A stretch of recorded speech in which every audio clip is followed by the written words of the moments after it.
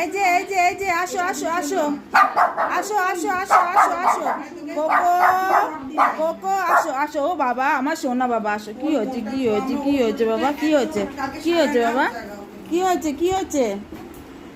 আসো আসো আসো। ওলে বাবা লে ওলে বাবা আসো আসো। হ্যাঁ মনা কোলে নে তাহলে ও রাগ কমে যাবে। কোলে নে একটু।